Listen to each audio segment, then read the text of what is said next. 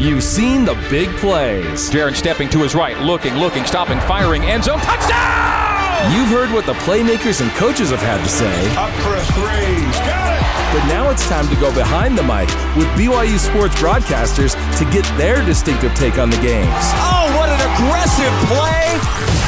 This is Behind the Mic with host Cleon Wall.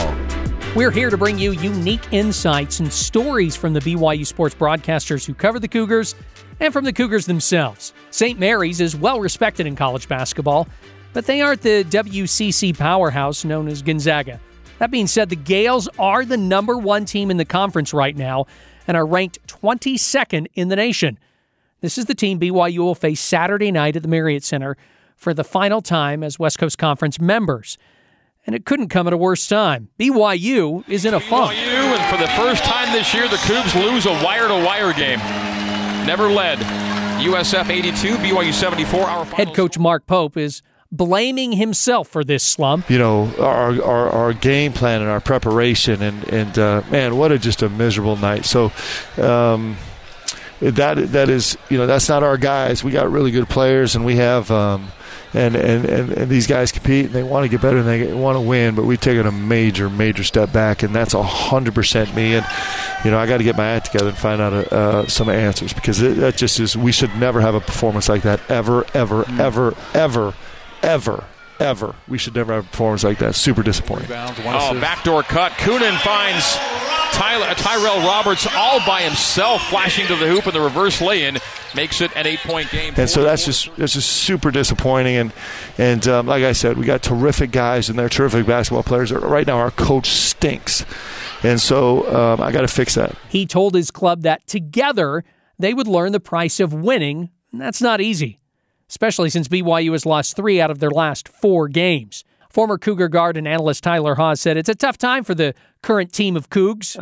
It's one of those moments in the season where you really have to look deep inside you and, you know, figure out, are we going to fight? Are we just going to fold and give in to adversity and some difficulty? You know, I think the most disheartening thing and disappointing thing from the last 2 games is just the fight that we saw and competitiveness that we saw from this team.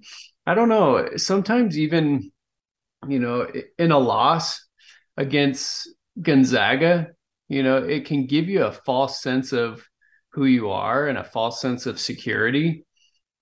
You know, I felt that at times in my career, even overseas in Europe. Like, you play against a really good team, and, you know, the top team in your league, and no matter what kind of season you're having, like, if you take that team down to the wire, I mean, obviously if you win, it gives you a boost of confidence, but even if, you know, you have chances to win, you feel like you should have won, like, it can give you a false sense of who you are. And maybe that's what happened to this group.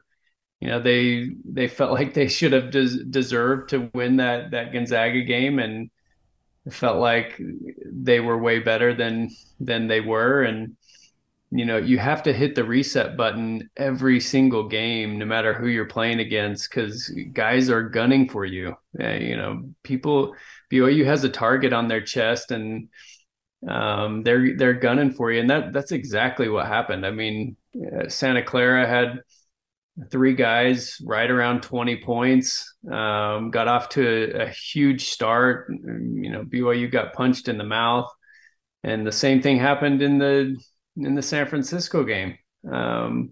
You can't just walk into a gym and expect that the ball's going to go in the hoop and everything's going to be fine. Like, you have to bring a fire and an intensity and a fight to every single game. And I think that was the most disappointing thing, is just the fight that was lacking. And, you know, you're waiting for guys to step up and be like, come on, like, we gotta, I don't know. It just seemed like everyone was okay with what happened. Meanwhile, St. Mary's has been rocking and rolling.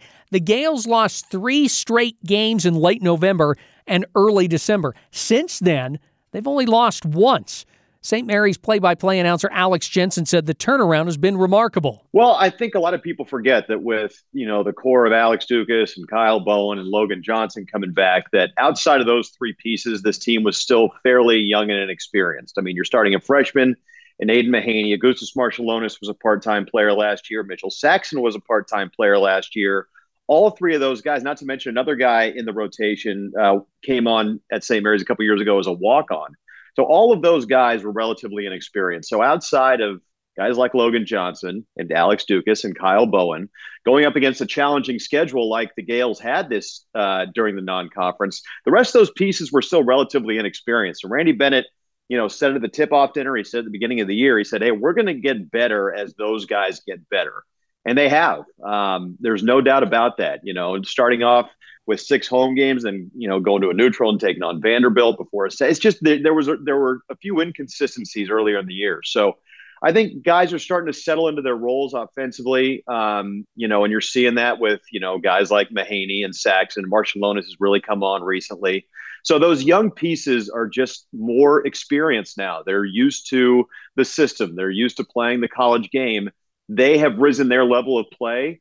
And in turn, the Gaels as a team have risen their level of play. Offensively, 4 guys are scoring 12 points or more for this club right now. Who, though, is the guy that if you need to get a bucket in a crucial time, who's that guy that you're going to probably see take that shot? Man, that is a great question because, this is really, the prototypical kind of team, right? They play a team offensive game. They work the ball around. They legitimately do not care who scores. So, I'll give you 2 answers, and I've heard, this said on BYU Sports Nation, and several other places. When you need a bucket, you need to go to one of your guards. It's got to be a guard that does it for you. So I think your one, I'll go a 1A and a 1B here. And your 1A is Logan Johnson. He's a 5th-year player. It's his 4th year in the program. He's, really playing well lately. He's very athletic, and he can get to the basket. And he's become such a good playmaker that if you help off of somebody, he's going to find the open player. So Logan Johnson's my 1A.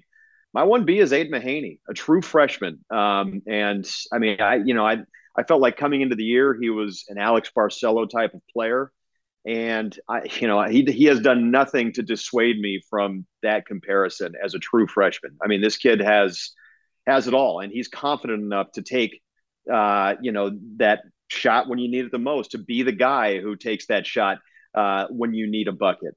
So my 1A is Logan Johnson, and I think Aiden Mahaney would defer to Logan Johnson if you were to ask him as well. But my 1B is Mahaney, a true freshman. And it feels crazy to say that, but that's where we are. Defense only giving up 56 points a game so far in conference. Is this one of Randy Bennett's better teams on defense? No question. The last 3 years, I think the COVID year when the Gaels went 14-10 and they had the 4-6 record in WCC play, yes, it was a down year, but there was so much instilled into the group that are now seniors that season. They had lost Alex Dukas midway through that year, who's been a double-digit scorer the last couple of years. They just didn't have a whole lot of offensive talent. So they had to adopt and I asked, Kyle Bowen told me this on a post-game show last year, and the team has since adopted it as a motto: gritty, not pretty. That is their team motto: gritty, not pretty. And everyone has bought into it. And it started in that COVID year.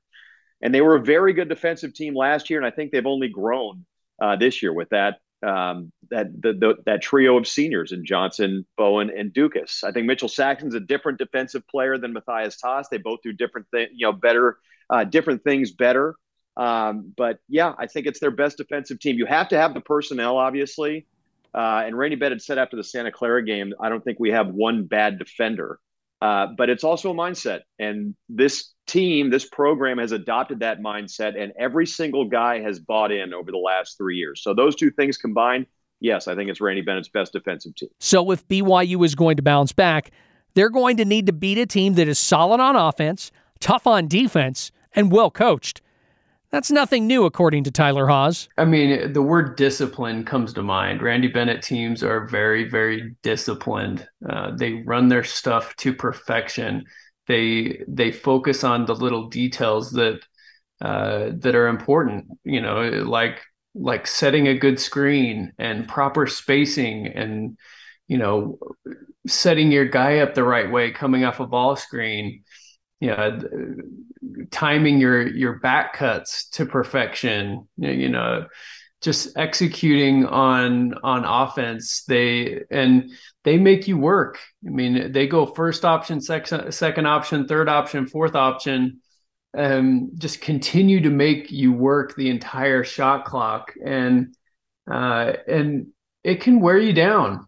The teams that I played on, it was always a battle of pace, because we wanted to push the pace and play fast and get, big momentum swings in the open court, and they wanted to slow it down and control the game. And it made it difficult to find any flow or rhythm. They're very physical, ultra physical on the glass, and they make the refs call the game a certain way. They're grabbing and holding and pushing and shoving, and the refs can't call everything. And it seems like every St. Mary's game I played in was that way. And so, I would say disciplined, and they're physical, and they have skilled guys that can shoot the ball. And like Gonzaga, they make you pay for the mistakes you make. If there is one glimmer of hope, it's that BYU has beaten St. Mary's the last 4 times these teams have played in Provo.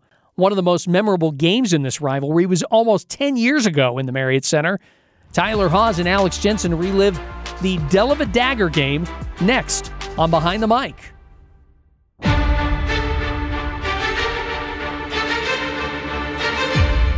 Welcome back to Behind the Mic. January 16, 2013. Tyler Haws' first game against St. Mary's after a 2-year mission for the Church of Jesus Christ of Latter-day Saints. Early on, it looked like it would be a blowout. Carlino to a streaking Haws. And one. Tyler and the Cougars were on fire and had an 18-4 lead after his 3-point play. But he knew the Gaels would make a comeback. I think that early in the game, you always expect them to make a run. You know that they're not going to give up, and so that early on, you're just trying to extend that lead. It's like, can we get up 30-4? Like, can we, you just knew they were going to respond, and they did. And it was my first taste of St. Mary's, and it was just back and forth, and went down to the wire. Dellvedova, he was tough the entire game. Super annoying to play against. Just really, really gritty, and just an annoying defender. Makes you just, I don't know, grabs and holds, and he wore a big mouthpiece that, I don't know, it seemed like he was pulling that thing out with slobber all over. It just was like, oh my goodness, who is this dude? He hits one of the biggest shots I've ever seen. Dellave-dagger, fade away. You hit one of the toughest turnaround jump shots I've seen. There was like 41 seconds left in that game, and you gave BYU the lead. You're about 18 or 19 feet from the basket. You were guarded really well, and that gave BYU a 2-point lead, as I said, with about 41 seconds left. Were you surprised that you hit it, or were you even surprised that you took that shot? No, I remember being inside the last minute, and just we had been through some ups and downs in that year, and I was just determined to figure out a way to help us win that game. And I was confident that if I could get to that one dribble pull up and create a little bit of space, the way that they were defending me, I knew I could get into their body and raise up over him. And it was a contested shot, but that was my comfort zone, right along the baseline or the elbow. That pull up jumper, going to my right was my comfort zone. And so as soon as it left my hand, I felt like it was going in. Pause. Over Hope.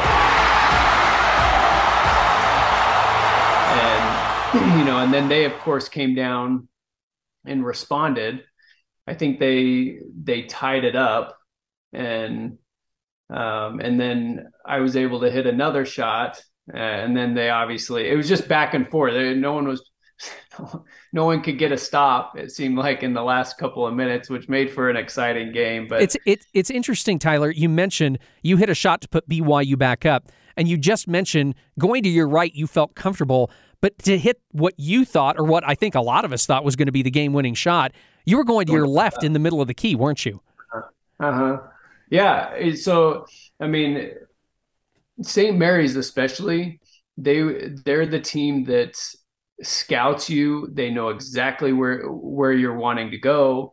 I mean, St. Mary's and Gonzaga, they always scouted us so well, knew our sets, knew exactly where I wanted to get to. And so I had just turned and gone to my right. And so I knew if I could turn and give him a quick jab, that I may be able to get to the middle of the floor and get to that elbow area and make something happen. And so, yeah, I was able to get my guy going and found a way into the lane and hit it off my right foot, kind of a leaning one-footed runner in the lane. And I mean, obviously it was like, I tell people, it was like one of the highest highs and the lowest lows in the matter of 10 seconds. Like, I was so pumped that I had hit the shot, and then to see what happened on the other end, it was just like devastating. Carlino, a bounce to Haws. Haws posting up short corner right to the middle. Fades away. Got it! The 2-point ball. Gotta watch the three. Into Dellave-dagger. Dellave-dagger, long three. Got it! He got it, and the Gaels win it. There was only a couple of seconds left, and he somehow was able to get all the way up the court and throw something up. Yeah, and it was one of those shots where it feels like the ball was in the air like 10 seconds, and you're sitting there, and as soon as it leaves his hand, you're like, that is going in. Yep, that is going in. And just tough. Yeah, I mean, a lot of my buddies and family, talking after the game, I remember him saying, we didn't even see the Dellvedova's shot go in. We were still celebrating your shot. And I mean, it just goes to show you, though, that it's never over until it's over. And as long as there's time left on the clock, you still have an opportunity to win a game. St. Mary's play-by-play announcer Alex Jensen was at the Marriott Center for the first time when Dellave-dova hit that shot. Well, first of all, it was my first exposure to an incredible atmosphere that you guys have up there at the Marriott Center. I mean, it's got to be one of the top 10, top 15 home courts in college basketball. Just the passion of the BYU fan base, and how knowledgeable of the game that everybody in that building is, how much they love their Cougars. I mean, that's what stands out for me, number one. But it was a great game. And I remember having a back and forth with Tyler Haws about this on BYU Sports Nation a couple of years ago. I think it was during the COVID year, actually. And because he hit at what everyone in the building thought at the time was the game-winning shot over Stephen Holt in the middle of the lane. And then, obviously, I don't need to tell you, everyone knows what happened next, but I was right on line. Matthew Dellvedova took off right in front of me, pretty much about 2 steps beyond the midcourt line. And I'll never forget, after the shot went down, Matthew Dellvedova is clapping for the inbounds pass. He's not wasting any time. He's getting going on to the next play. And he let that thing fly. And about, midway through the arc, I was thinking, that's got a chance. And it dropped straight through, man. I mean, no rim, no nothing. He didn't need much help at all. I remember as it was in the air, he kind of gave a little body language to kind of get it over the front rim, right? And I have never heard, and this is going to sting for BYU fans, so I apologize in advance, but I've never heard a group of that many people go from euphoria to just what just happened like that. I've been in the kennel when the Gaels have beaten Gonzaga, but there's never been a moment like that where it was, that improbable of a play to send the road team on to victory. It was, but again, I mean, that was a great shot, and the Gaels probably that year, by the way, don't get into the tournament. They were in the first 4 that year. They probably don't get into the tournament without Matthew Dellvedova making that shot. So, yeah, that was a great game. There have been several incredible games between the Gaels and the Cougars, in Provo and Moraga and Vegas. But, yeah, that moment is certainly one that sticks out. And honestly, I mean, that's the moment right there that really cemented this as a legitimate rivalry between BYU and St. Mary's. There's a lot of vitriol, when the game starts coming from both fan bases, and it's great. I mean, that's what makes sports great, and I think it all started with that moment. And it was an incredible game, and it was capped by an incredible moment. Here is Tyler again on the lessons learned from that game. I've had a number of chats with Coach Pope and some other people, and Coach Pope was on the staff. He was an assistant coach, and it's a learning moment for everyone, because I've seen Coach Pope since that game, in big moments where there's less than 10 seconds, and when you go up, you hit a shot, you can call a timeout. And I remember him saying we should have called timeout to get our defense set and get everyone in the right frame of mind, and we chose to just let it play out. And there's little lessons in there for everyone. So since then, I've seen some moments where Coach Pope has called timeout with under 10 seconds to get their defense settled when a big shot is made. So it's just a game. It's a game, and you have to live and learn and fight to the very end. Tyler and his teammates had to wait until the following season to get vengeance. Yeah, it was awesome. I mean, my sophomore year, when we lost at St. Mary's, though, it was a grind until the very, very end. I think we lost by 3 or 4. We had a chance to go up, and I got called for an offensive foul away from the ball. Like, one of the most unbelievable calls. I still remember it. And anytime I see that ref, I think back to that play, calling an offensive foul away from the ball under 30 seconds. But anyways, my junior year, it was so sweet to beat those guys. And one of my favorite memories is playing at St. Mary's and just running away with that game. And we were down a little bit, and I think we were down double figures. We were down 10 plus points, and found a way to climb back in the game, and we end up winning. And just really, really fun. And being with the guys after that game, just really, really fun, good memories. Tyler and Alex say they will miss the rivalry between these two teams. I will, yes, for sure. It's always a good game, and it has turned into a good rivalry. Hopefully they can schedule some games here the next few years. I think that game would be watched for sure. But like any rivalry, like the BYU-Utah rivalry, it brings the best out of you and brings the most emotion out of you, and you care about winning those games, and so you prepare your very best to be ready for those. And hurts when you lose, and it's so sweet when you find a way to win those games. And so it's been fun the last 10 years or so, seeing how that rivalry's developed, and same thing with Gonzaga. I think hopefully they can find a way to continue to play each other over the next 10 years. All 9 other schools are going to miss having BYU in the conference. I think it's been a good marriage for everybody, really. For the West Coast Conference, I think it was good for BYU at the time, and I think everybody knew that there was a time that BYU would kind of outgrow the WCC when another opportunity would come in. That's understood because you've got a really good football program up there in Provo. But I think it's benefited everybody, and I think it's helped raise, and just speaking from St. Mary's perspective, it has helped raise the profile of a program like St. Mary's, because you have, back in the early 2010s when BYU came into the conference, it was really Gonzaga and then St. Mary's and then a bunch of also-rans. Well, what's happened since BYU has entered the league? USF's gone to a tournament. Santa Clara has raised its profile. LMU's gotten better.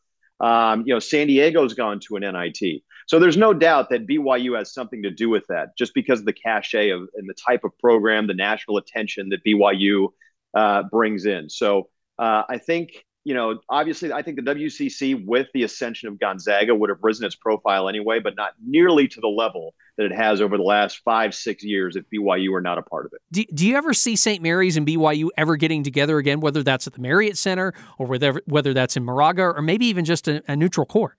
I hope so. I mean, I think it's been those, especially when you have those types of games on campus in the non-conference. I just think that those types of games are good for college basketball. And I understand, why we've gone the neutral site direction. That's probably more plausible in the near future. But I would love to see. I think both programs, if everything works out, and of course both programs are keeping the big picture in mind with, BYU going to the Big 12. I think there's less incentive for BYU to play the St. Mary's of the world. Well, those St. Mary's, I mean, right now with the number 6 net rating, and I'm not sure it's going to stay there. But, I mean, that would be a pretty good home or away game for anybody. So I hope that the Gaels profile has risen to that level where teams from the Power 5 schools want to play those games on campus. But yeah, I would love to see it continue. I mean, again, I think there's been a great rivalry that's been cultivated between these two programs. I'm really sad to see BYU go. Again, I knew it was inevitable. At some point down the road, and I'm thrilled for all my friends at BYU that all you guys are going to get a chance to play in the best league in college basketball, and that your football program is going to have a conference home. But yeah, I would love to see this rivalry continue, and especially on campus. And if it's not on campus and it has to be a neutral, that's fine. But I think Randy Bennett has said as much. That he would love to play BYU, and especially with BYU going to the Big 12, it's a game that would help both teams' resumes, I think, because right now, St. Mary's has kind of kept this program going, knock on wood, at a pretty high level. And of course, as I mentioned, BYU will be playing the best league in college basketball. So yeah, I don't think there's any doubt. I would love to see this series continue, and I hope the feeling is the same with both programs. Let's just hope the last game at the Marriott Center as conference foes will be just as good as that game 10 years ago. Thanks to Alex Jensen and Tyler Haws for joining Behind the Mic, and a big thanks to ESPN for some of our highlights. Download and subscribe to Behind the Mic wherever you find podcasts, or listen to all episodes on the BYU Radio app. Behind the Mic is a production of BYU Radio.